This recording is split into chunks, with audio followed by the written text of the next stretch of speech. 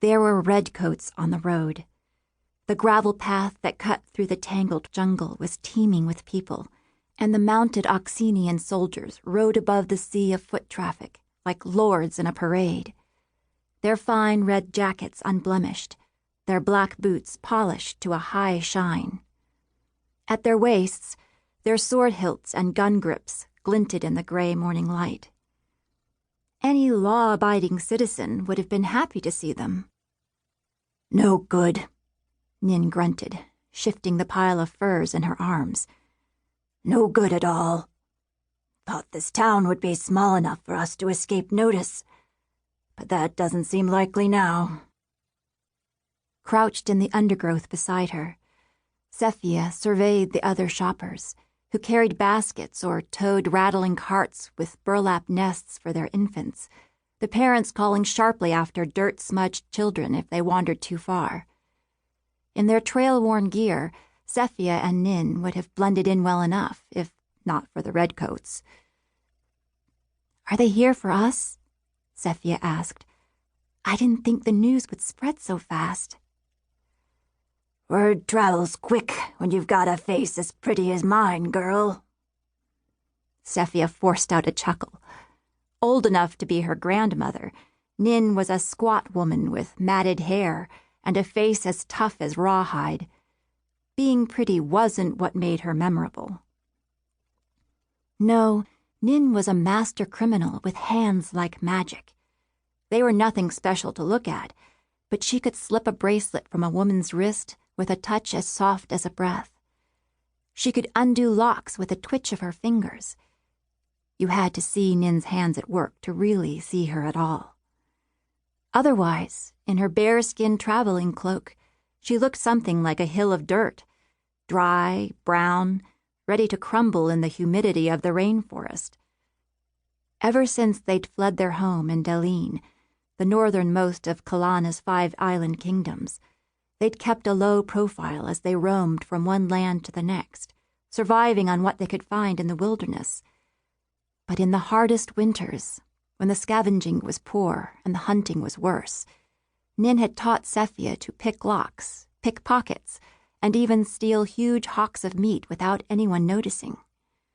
And for 6 years, they hadn't been caught. "Can't stay here," Nin sighed and hefted the pelts in her arms. "We'll unload these in the next town." Sefia felt a twinge of guilt in her stomach. It was her fault, after all. If she hadn't been so cocky 2 weeks ago, no one would have noticed them. But she'd been stupid, overconfident. She'd tried to steal a new bandana for herself, all viridian with gold paisley, much finer than her faded red one.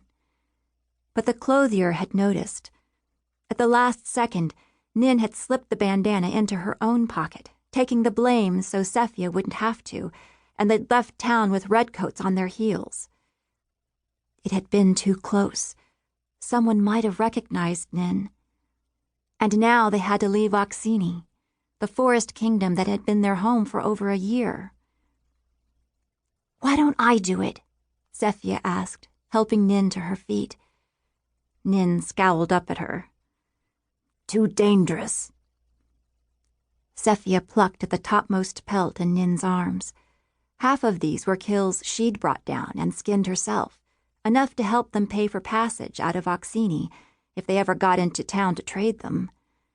Nin had kept them safe all these years. Now it was Sefia's turn. "It might be more dangerous to wait," she said. Nin's face clouded.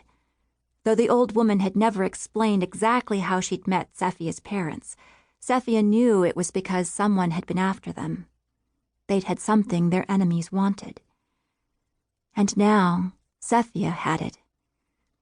For the past 6 years, she'd carried everything she owned on her back, all the tools she needed to hunt and cook and camp.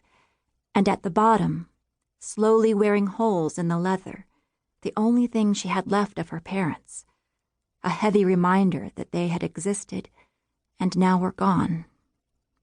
Her hands tightened on the straps of her pack.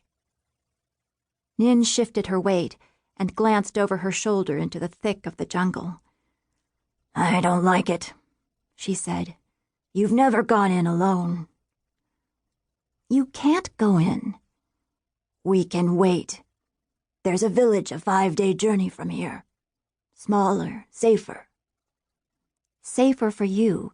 No one knows who I am." Sefia lifted her chin. "I can go into town, sell off the goods, and get out of there by noon. We'll be twice as fast if we don't have these pelts to lug around." Nin hesitated for a long moment, her shrewd gaze darting from the shadows in the undergrowth to the flashes of red on the road. Finally, she shook her head. "Be quick," she said. "Don't hold out for the best price. All we need is enough to hop a ship out of Oxini. Doesn't matter where." Sefia grinned. It wasn't every day she won an argument with Nin.